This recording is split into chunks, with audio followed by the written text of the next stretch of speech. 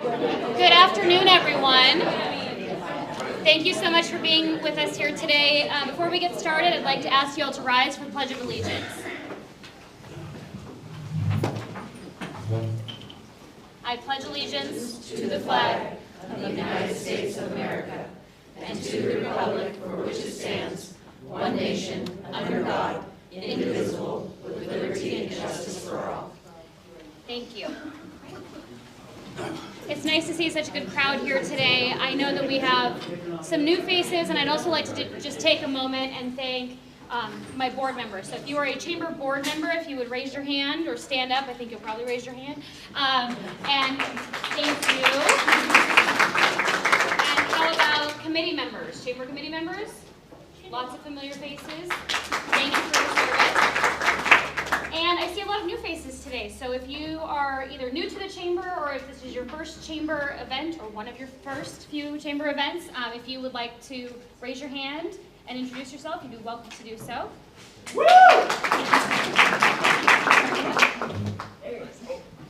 So good afternoon. I'm Dave Marbaugh, and I am a contract lobbyist based here in Shelton, and I represent a couple of organizations in the community here, including Industries and Mason Fruit UD. Thanks, Dave.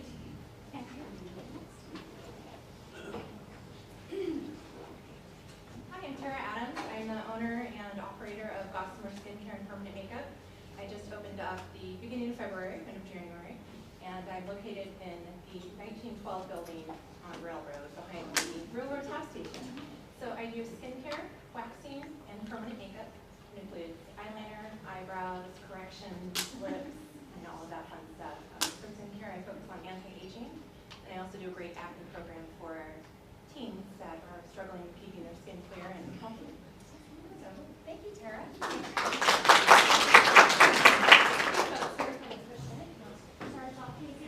I'm Keith Lewis. I'm the retail operations manager at Luncheon Golf Course. We're just a nice little 9-hole course. If you haven't seen us, come on out. We are always looking for company events and tournaments, so just reach out. Thank you. Karen Lavity, I'm the finance manager at Lake Cushman.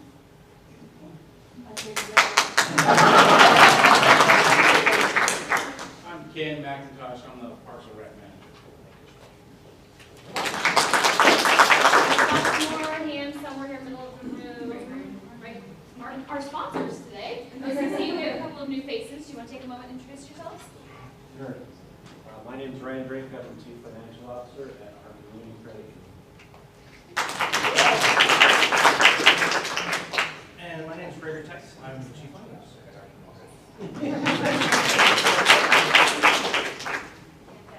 Right here. Good afternoon. My name's Dave Redman. I am the program supervisor for the new Shelton Veterans Village, where we're housing 30 formerly homeless military veterans. Nice. Pleasure to be here.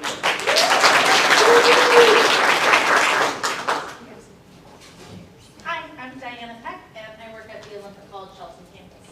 Thank you. Faces today, wonderful. So I'm very proud that we can bring this conversation on safety. We know it's critical to having a healthy economy and a vibrant community. And I would just like to take a moment and thank our Community Credit Union, who is today's luncheon sponsor. And at this time, I'll share just a little bit about OCCU. In 1941, new loggers looking for loans were being turned away by local banks.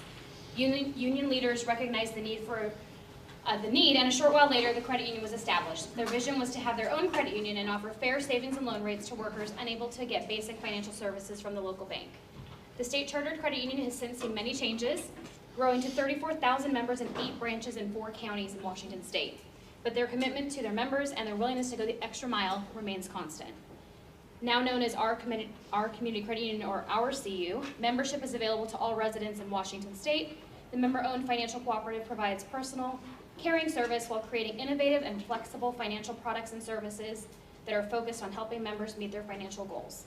OCCU is a stalwart supporter of the local law enforcement and continues to develop new approaches to educating youth about financial literacy. The cooperative also participates in numerous nonprofit sponsorships, events, and last year donated over 1,500 volunteer hours throughout Mason County. Their staff is dedicated to serving the people of Mason County and work every day to make our community a better place, one member at a time. So with that, I'd like to invite Amber Trail, the Marketing Director for our Community Credit Union, to share a little bit with you. Amber. Thank you, Deidre, for a wonderful introduction, and hello, everyone. As she mentioned, our Community Credit Union is a member-owned financial cooperative with locations in Mason, Grace Harbor, Thurston, and King counties. Credit unions operate around the principle and philosophy of people helping people. Over the last 80+ years, we've grown our partnerships within our community that support this philosophy, including local law enforcement and EMS teams, local hospitals, and schools. All provide essential services for the people in our communities to thrive and grow. They say it takes a village, and that has never been more valid as we have all had to navigate the last few years' challenges together. We're proud and honored to be part of this village and that encourages and empowers people to be safe, healthy, and knowledgeable, providing them a supportive environment where they can achieve their goals. We're also thankful for the EMS and law enforcement teams in all our communities for their dedication and bravery every day in helping others. If you have any questions about our Community Credit Union, we encourage you to stop into one of our branches for a visit and get to know our staff, or visit one of the Peninsula Credit Union branches and get to know their teams. We are fortunate to be part of a collaborative industry that enjoys working together for the common good of our communities, and all of our people can teach you about the credit union difference. We do want you all to be aware that the credit union does have some changes on the horizon in 2023, including a change in leadership.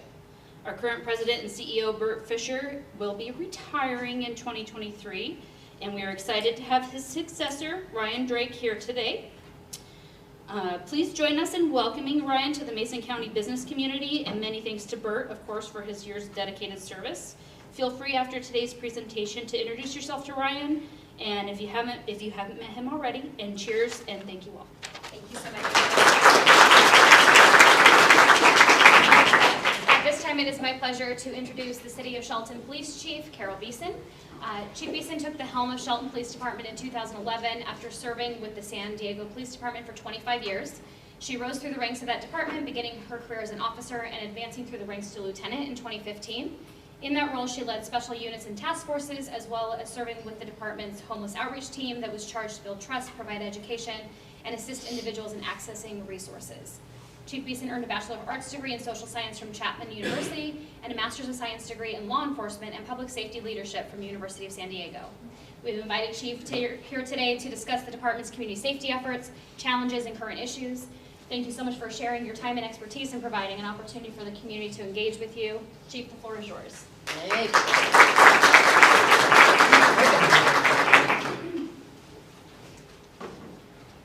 Current issues. Hi guys, I gotta tell you, I started here in 2021, and there are a lot of things that are very different from a big agency where there's 2,000 sworn people to come to an agency that when we're fully staffed is going to be 19 people, and that includes me.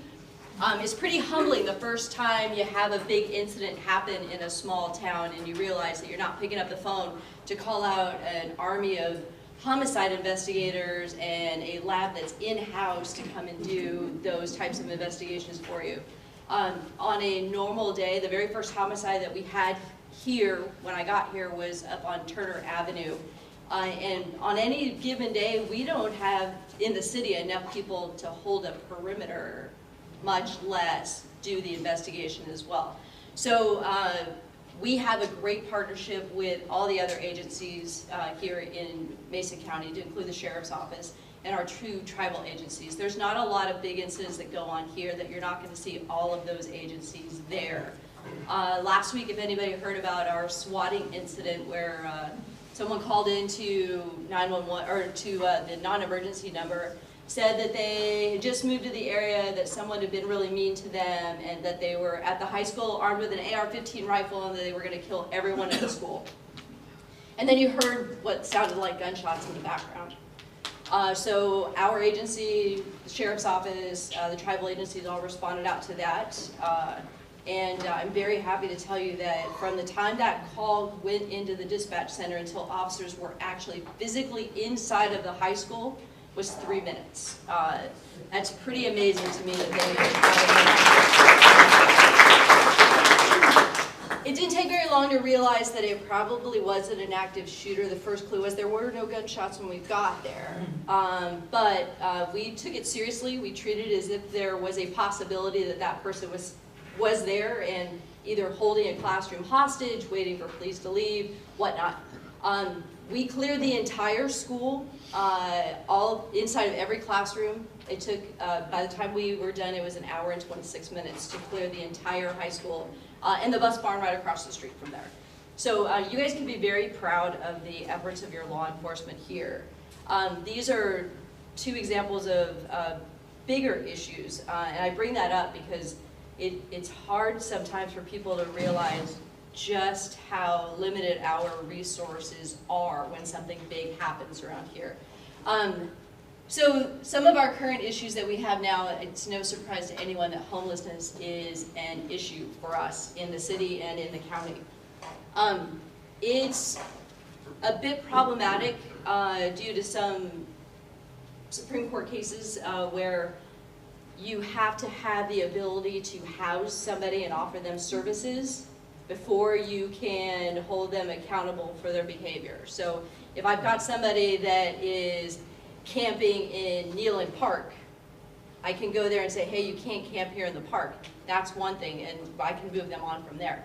But if they're on a sidewalk and I don't have any other resources available to them, I can't cite them for camping on a sidewalk if I can't offer them somewhere to stay. So it makes it difficult when it comes to holding homeless accountable if we don't have any bed space available for them. Some folks have mentioned in the past, well, take them to Olympia, take them to Kitsap, move them out of our area. I recently went to one of the luncheons or one of the breakfasts that the chiefs in Thurston County have. And the Olympia shelters are so full that they've purchased a vacant hotel that happens to actually be in Lacey. And they've converted that into a homeless shelter as well. So Olympia is moving their homeless population to a shelter that they run in Lacey. So my point in telling you that story is that other shelters don't have any spaces either at this point. So we try to work very closely with Athena and her staff over at Community Lifeline to get spaces available for people that are in need, but they have limited resources as well. One of the things that Deidre wanted me to talk about was about narcotics use. Shortly after I got here, one of the laws that made me go, are you kidding me? Was the Blake decision. It's the one time in the history of law enforcement that somebody's actually believed these aren't my pants defense for narcotics. They decided to make narcotics that you had, in order to hold people accountable for being in possession, you had to show that they knowingly possessed it and that you had to offer them the opportunity to go to treatment rather than being able to arrest them. So the Blake decision went one step further in Washington. They basically decriminalized the possession and the use of narcotics for personal use. So if you had people that were dealing drugs, that kind of stuff, that was still something that I could arrest people for, but the mere possession of it for personal use or using drugs was no longer something that I could arrest people for. They were working on that during this last legislative session and it didn't get taken care of, but as of the 16th, in their special session, starting July 1st, possession and use of narcotics is going to become a gross misdemeanor, which is important. I'll explain why. So it'll be a gross misdemeanor, but until August 14th, I still have to offer those offenders at least 2 opportunities to go into treatment before I can take physical custody of them. After, I think it's August 14th, then it goes back to, you can just arrest them for being in possession.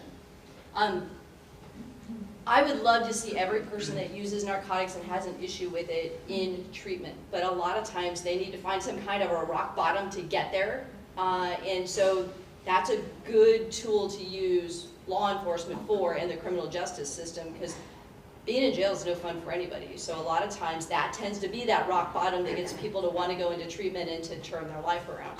Without those types of tools, usually that rock bottom is an overdose. And hopefully we'll get there in time to save them. But not always. It's quickly becoming the highest cause of death in the county that's not natural causes, is overdose. So we're hopeful that that's going to end up being a better tool for us. The reason it's important that it's a gross misdemeanor, a person that is found guilty of a gross misdemeanor can do up to a year in jail. If it's a misdemeanor, the sentence is much shorter. So if they're guilty of a misdemeanor and they're told, hey, you can go to jail for 60 days or you can go into treatment, the likelihood that someone's just going to do 60 days is a lot greater than treatment, because treatment's going to take longer than that. But if you're telling them they're going to be in jail for a year, they might take the treatment option instead. Another issue that's been going on in the city has to do with code enforcement. Up until October of last year, code enforcement in the city of Shelton was under the police department. In October, we moved it under the community development director. A couple of reasons why we did that. Those same laws that got passed last year, one of them says if you're working in the police department and you have any kind of enforcement authority, you must end up being at least a reserve officer to do that. And then you are required to complete the same amount of training as all of the other officers do. So it made a lot more sense to move them under community development, where they're not going to have to be reserve officers. And when I say a reserve officer, you're talking about somebody that's going to carry a gun out there, that has to go through the qualifications every year, that has to do all of the critical incident training that officers do, and it would keep them from doing the job they're supposed to be doing. So that decision was made. Since then, both of the code enforcement officers that we have found other jobs, and so we're in the process right now of getting new code enforcement officers for the city. So our community development director is handling all of the code type stuff himself right now. He's an Army 1. So have some patience with him as he's working through this process. I know he's got some applicants that have applied that we're going to be interviewing here shortly, and getting them on board soon. And hopefully there'll be people that have experience somewhere else so that they can hit the ground running. Challenges. In the 2.5 years that I've been here, the Shelton Police Department has been fully staffed for 2 weeks. And during those 2 weeks, the one person had already given his notice and he was on vacation. So technically we were fully staffed, but he wasn't there, so not really. It's a tough time right now for people in law enforcement. A lot of people don't want to do this job for a multitude of reasons. The amount of violence towards police officers now is astounding to me, so I can understand why people are like, maybe not. I don't know that I want to be shot at. So right now, the Shelton Police Department, we have 3 vacancies. I am swearing somebody in on Tuesday. That makes me very happy. That'll put us down to 2, but in reality, we're actually, if you look at how many bodies are really actually working right now, I have 8 vacancies right now. I have one that's out, he has had surgery and he's going to be out long term. I have one that's at a specialized training class. One just had a baby and he's out on his FMLA. I have one that is in training, and the reason I mentioned him as not being a full-fledged, or not being a full officer, someone that's in training has to have another officer with them on everything that they go to. And because they're new and they're just learning how to be a police officer, everything they do takes them longer as they're learning how to do it.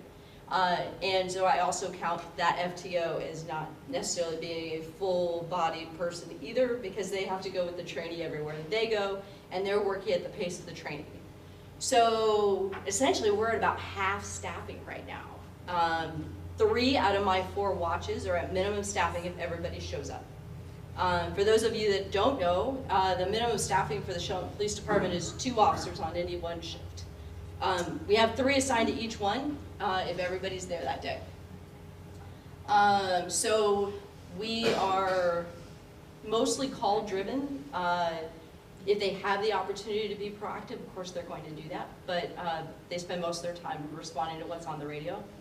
And if that's taking them a little bit longer, I'm sorry about that. They're doing the best they can, and frankly, they're a bunch of rock stars. They really work hard. I talked a little bit about the legislative challenges when it comes to the Blake decision, and that's being corrected in the future, so that should make things better. And I talked already about the Boise decision about homelessness and having to provide resources. I put the pursuit laws on here too because while it's better now than it was, last year they essentially took away pursuits entirely because they said in order to pursue a vehicle, an officer had to have probable cause that the person that was in that vehicle was guilty of a violent felony or reasonable suspicion that somebody was under the influence of alcohol or drugs and driving a vehicle. Probable cause is a much higher standard than reasonable suspicion. In order to have reasonable suspicion, I just have to be able to articulate a couple of reasons why I think this person might be the person I'm looking for. And I can stop that person to do more investigating to get to probable cause. And probable cause means that I'm more than 50% sure that this person has committed the crime. I've had some discussions with some folks in this room about what that looks like.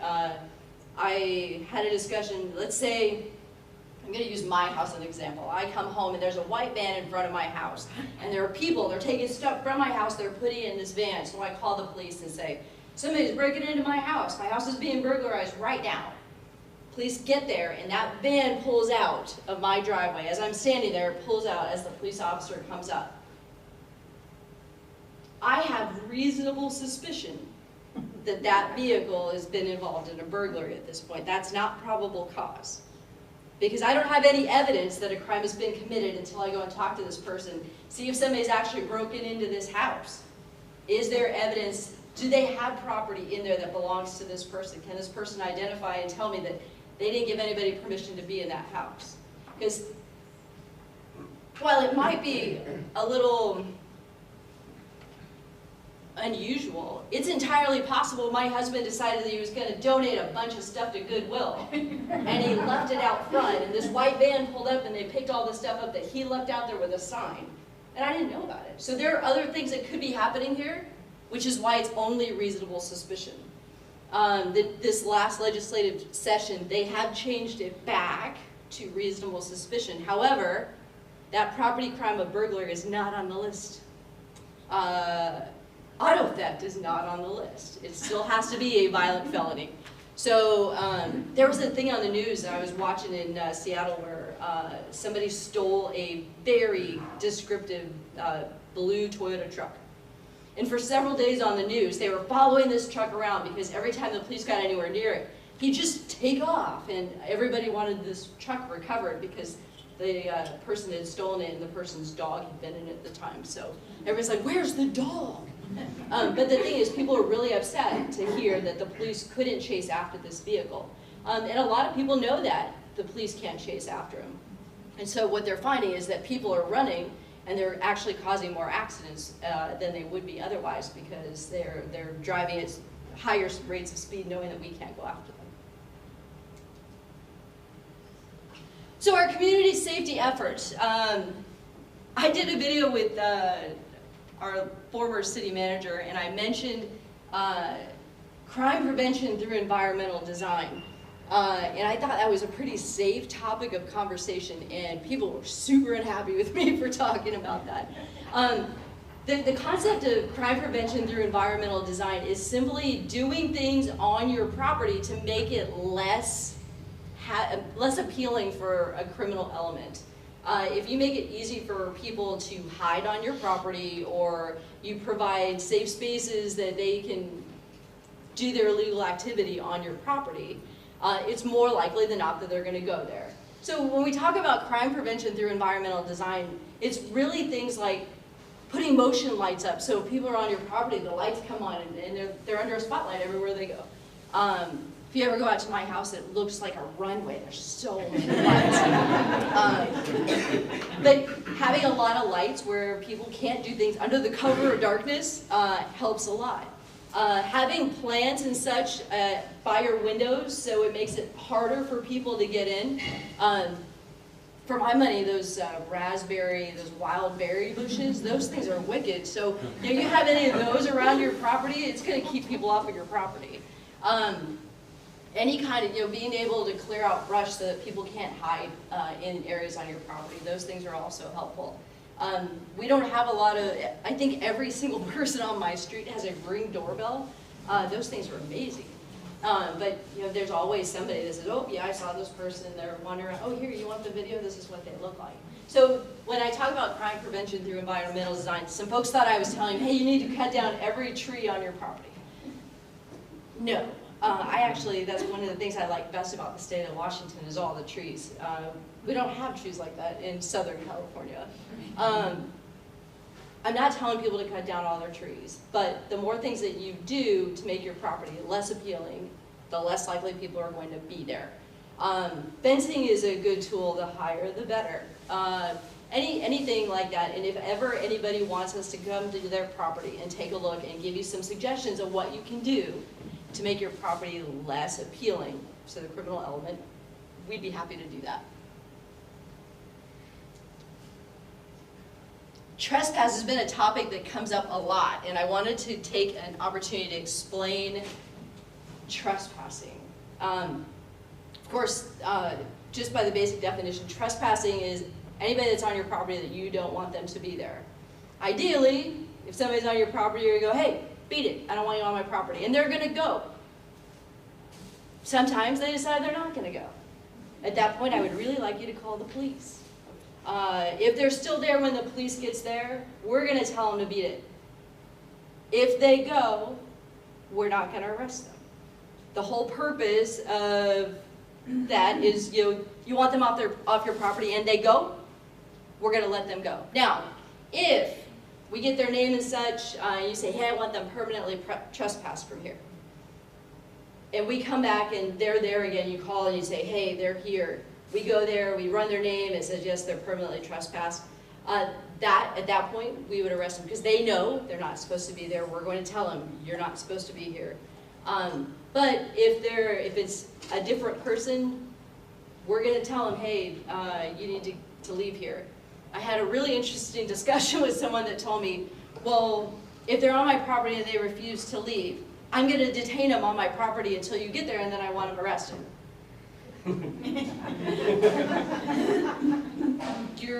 You want them to go, but then you're going to hold them there. And then you're making it so they can't leave. So that's part of the whole point is that we want them to go. And if they're going to go, we're not going to arrest them. I know that people in here have problems where the same people come over and over. And there are times where those names fall through the cracks. They give us the wrong names. Trespassing is a misdemeanor, and there's some interesting rules when it comes to misdemeanors. Misdemeanors there has to be somebody that places someone under arrest for a misdemeanor. So a property owner, if you have a letter on file, you're saying, I want you to arrest people that are on the property. So you're saying, yes, I'll place them under citizen's arrest if they're on my property. Anybody else that doesn't have that letter, you have to say, yes, I want this person arrested. You have to be the person that actually saw them committing that crime. So there is a requirement, a timeliness requirement with a misdemeanor too. If you have cameras on in the middle of the night and somebody gets right up in there and you can see their face and you know exactly who that person is, and you call me the next day and say, I want that person arrested for trespassing. They're permanently trespassed, they're in my camera, they're making faces at me, I want them arrested. I can't make that arrest because it's not a timely one. At that point it's called a stale misdemeanor.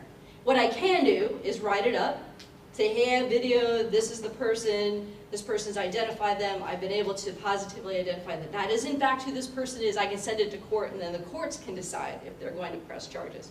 But I physically can't take custody if it's a stale misdemeanor. I know that in a perfect world we'd be able to grab everybody and yeah, cuff, cuff, off they go. But there are rules, and that's, the stale misdemeanor rule is one of them.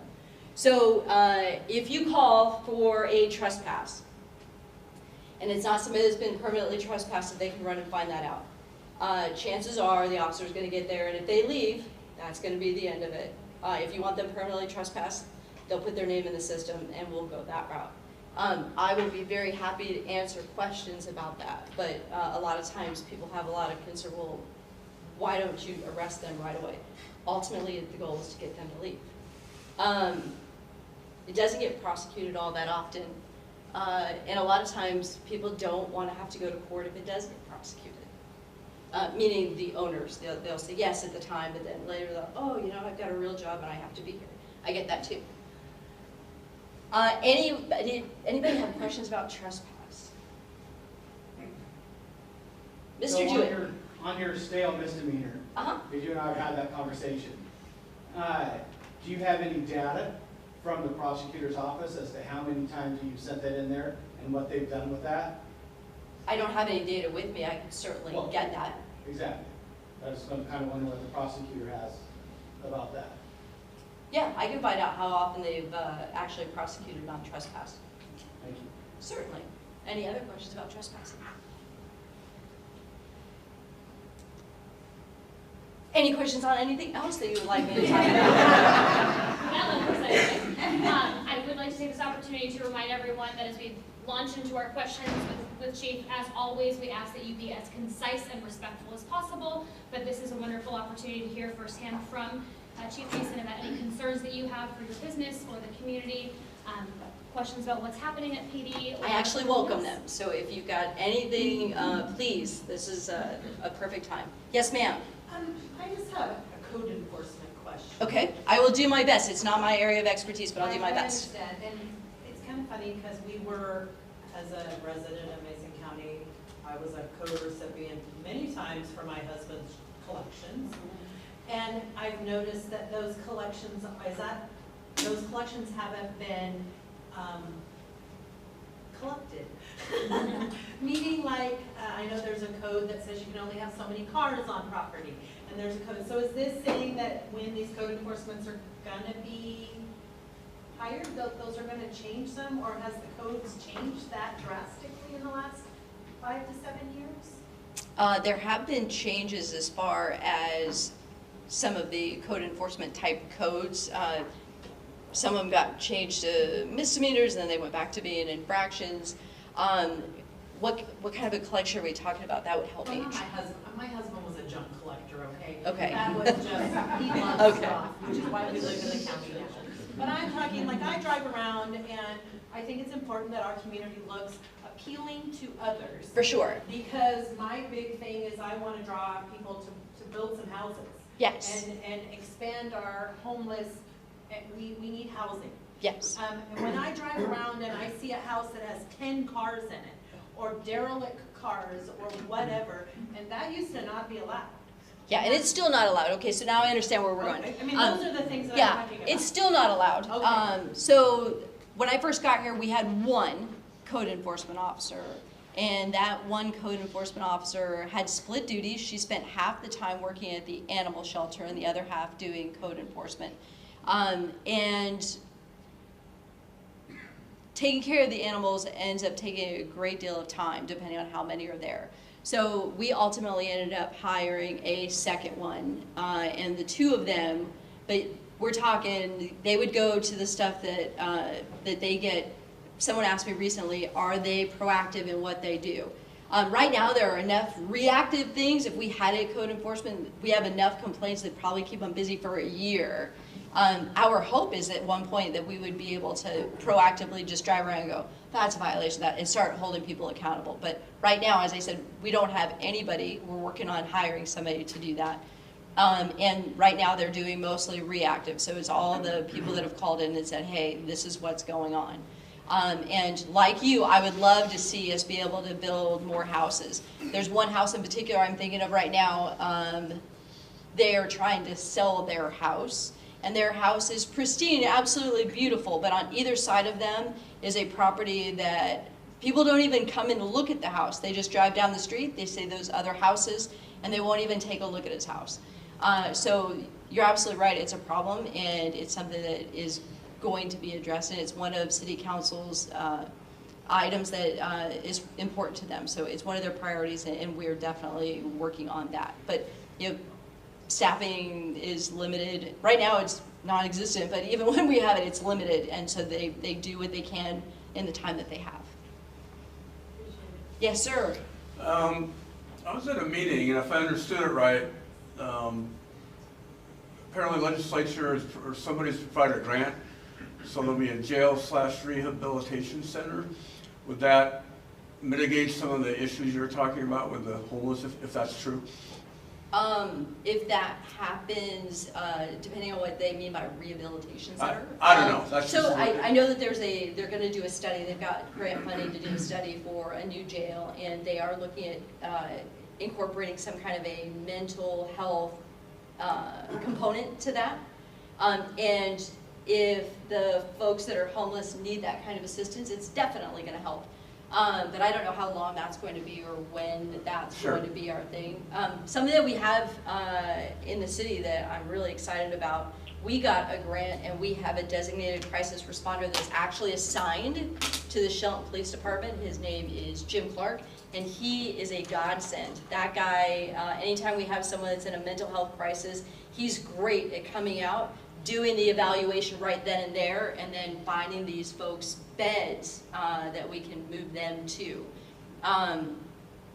Before we had Jim on board, if we found somebody that seemed like they were in a mental health crisis, the officers would detain them, take them to Mason General Hospital, where they do not have a lockdown facility, and then they would wait and wait and wait for a designated crisis responder to come out there and evaluate them to determine whether or not they do meet their criteria for a 72-hour hold.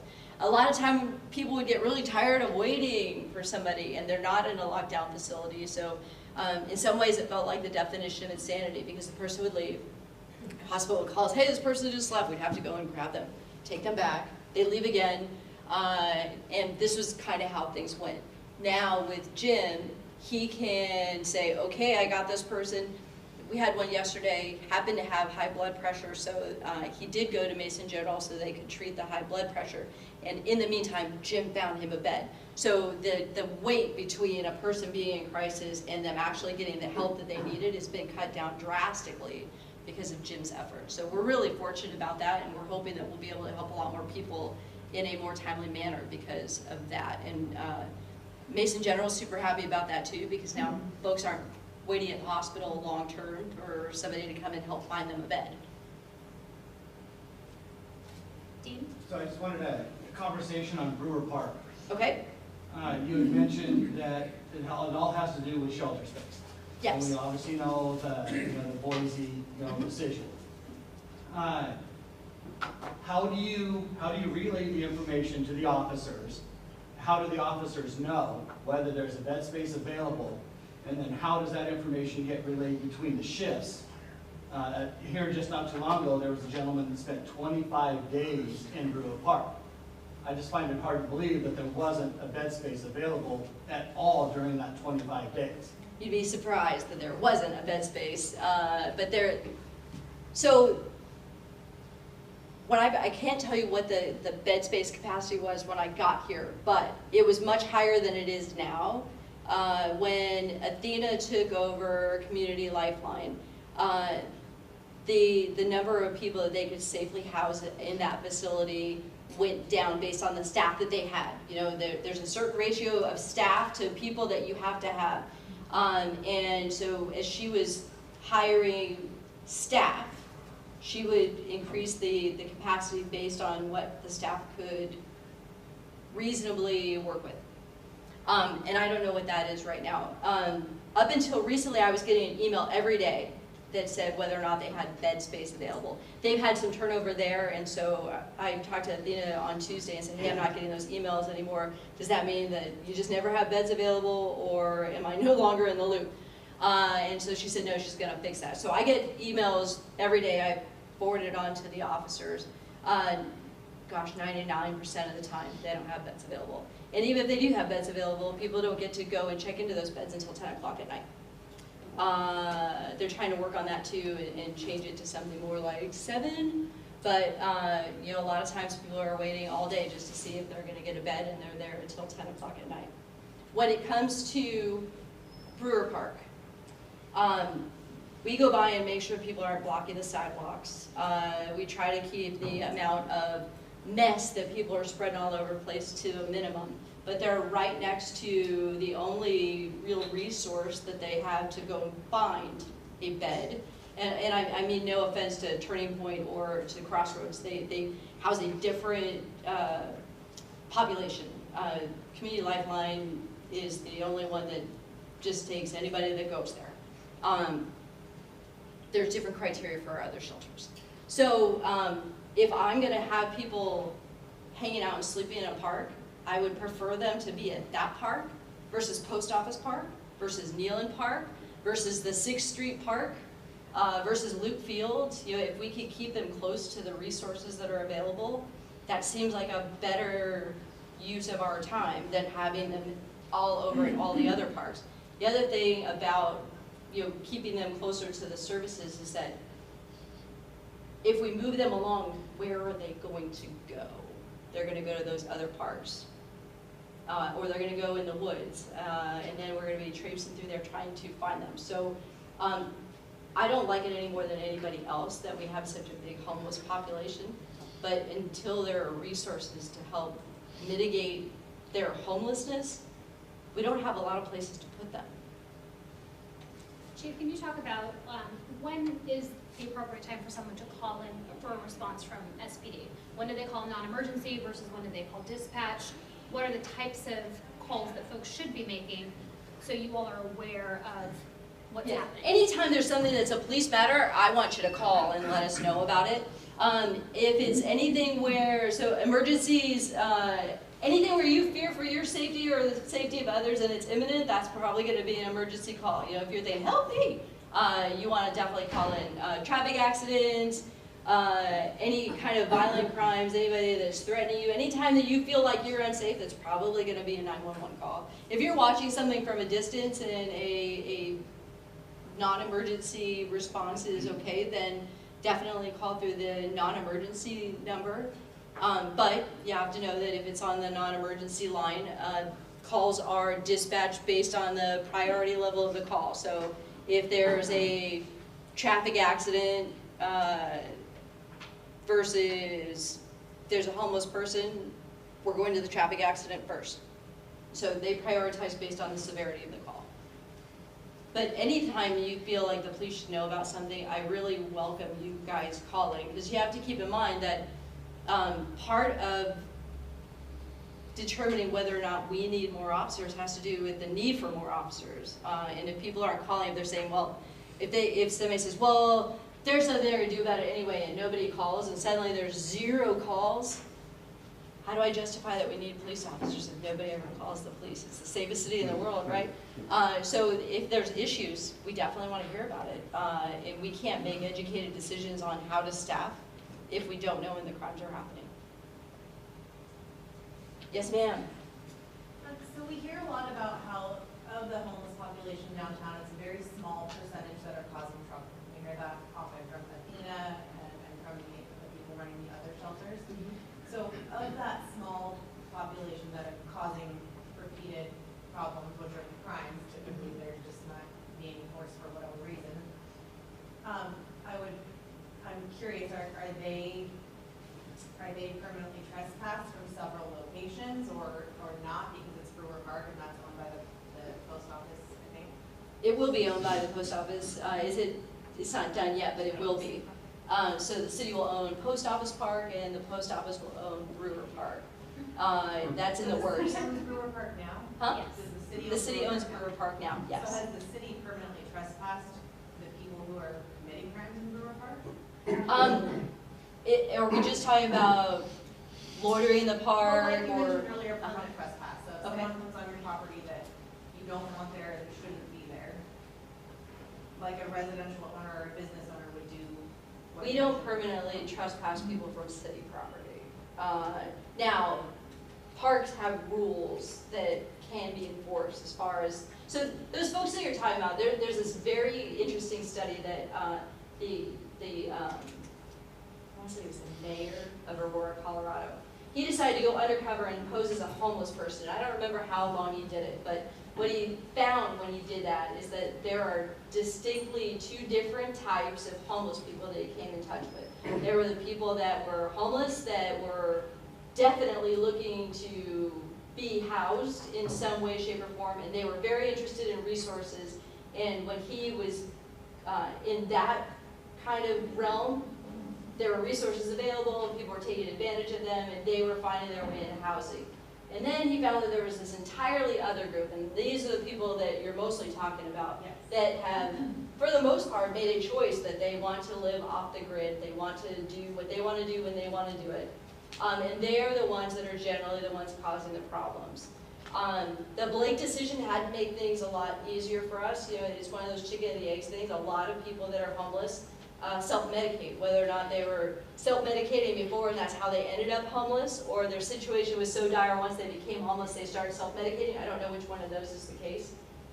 But without a law that you can hold people accountable for the mere possession or use of a controlled substance, kind of ties our hands.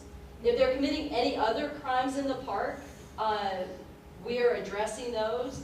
I don't think it's any surprise to most people.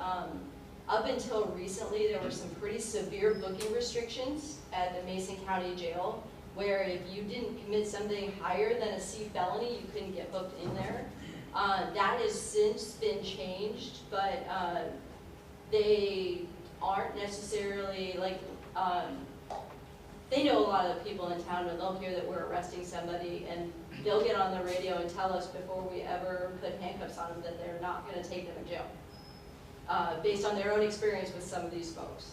My other option now that I have is that we have a contract with the Nisqually tribe. They have a jail, and we can take folks out there. It's a 45-minute drive there. It's going to take somewhere between 30 and 45 minutes to book somebody, and then a 45-minute drive back. If I'm at minimum staffing, it is not safe for me to send somebody out to Nisqually and leave somebody in the city by themselves in the event that something happened.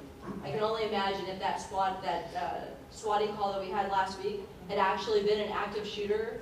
We were at minimum and one person was at Nisqually. That's one more person that isn't going to be there to help eliminate a threat. So, but if what you're saying is your goal is to get calls in so that you have a record that proves that you need more officers and you hire more officers and you have them, and with the changed legislation coming up, right? Yes, that should help tremendously. Then when folks that are a part of that small percentage are in possession of hard drugs and deny or refuse a bed, will your protocols change that? Well, if they're in the park and they're possessing drugs, I don't have to offer them resources. I can arrest them just for possessing drugs. It doesn't matter that they're homeless. When it comes to illegal lodging or camping or anything like that on public property, if that's all they're doing, I have to have resources available to them, or else I can't hold them accountable for that law. And then when If they're committing any other kind of crime, I can hold them accountable for that. I don't have to offer them resources for that. Right now, with the drug one, until the middle of August, I have to refer them to treatment first. But after August 14th, the mere possession of drugs in a park, I can take them to jail. And I don't have to offer them any resources at all. Hopefully when they get to jail, they'll be offered those resources. But we'll be able to actually physically take custody of them and book them into jail. And same if they deny the resources now? Correct, yes. Okay. So if I, let's say for the sake of argument that I'm sleeping in Brewer Park, and the police come up to me and go, hey, you can't sleep here. They say, let me call over to the shelter and see if they have any bed space. If they have bed space, will you go? And I say, yeah. Ooh, problem solved. If I say no, they're like, okay, but you're saying that you're not going to take those services. You can't sleep here. You got to grab your stuff and go, and if you refuse to, we're going to arrest you. A lot of times, they're going to move from that spot. The problem is that whole process has to start over wherever else they move. So if they're in Brewer Park, and then they go and they're sleeping in Neyland Park, and I go, and somebody comes up and contacts me and says, hey, you willing to go to the shelter? No. well, you can't sleep here, you need to get on up out of here, I've been warned. If I go back to Brewer Park, they'll arrest me, because I've been warned that I'm not allowed to be there. But again, part of that comes down to the lack of resources and just moving people from place to place. If I have a bed available, we can put people in jail, but if I don't, all we're doing is moving them from one place to another. And there's been a suggestion a couple times, let's just push everybody into Olympia. Let's push them into Kitsap County. The problem is if we start doing that, I guarantee you they're going to do the exact same thing. Oh, you came from Shelton? Here, let me give you a ride back, and I'm going to grab a couple more people and bring them with them. We try really hard in law enforcement not to do that to each other because, you know, let's face it, I have 2 officers working. I don't know how many the Olympia Police Department has working at any particular time, but I guarantee you it's more than I have. If they're like, okay, Shelton wants to play that game, and they start bringing all of theirs into Shelton, that's not good for us either. So a lot of times they say, like, just push them into other counties. That's not necessarily, it has a boomerang effect. Because people are eventually going to tell them, yeah, the Shelton Police Department dropped me off here. And we're like, okay, they want to bring their problems here? Let me show you how this is done. Yeah, so we don't want that. So we have time for one more question before we wrap up. Yes, ma'am. Is there something that we as citizens of Shelton can do to help with the homeless problem?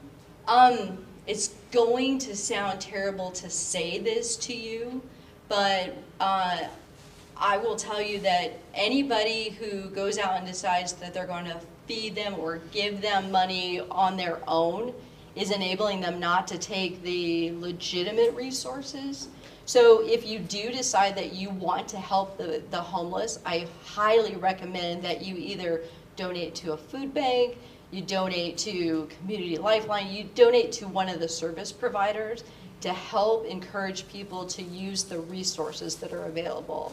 A lot of times they don't want to use the resources if people they're kind-hearted and they come and they bring them sack lunches and whatnot, but then they'll look at me and they'll go, well, why should I take advantage of the resources? People bring me everything I need right here where I'm camping.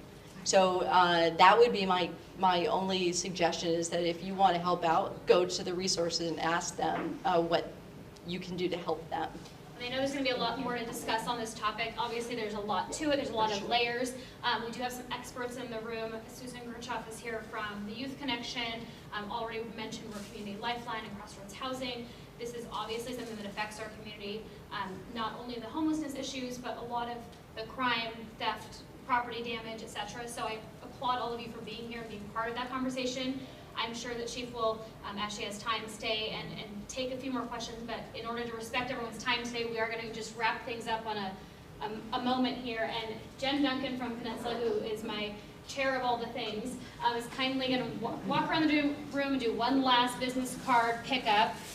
While she's doing that, if we could please thank Chief Beeson for being here today. And I would like to invite Amber Trail back up. Amber, because OCCU has a door prize for us today, which is what the lovely drawing box is for. So if you've got your card, just hold it up. Jen will come grab that from you.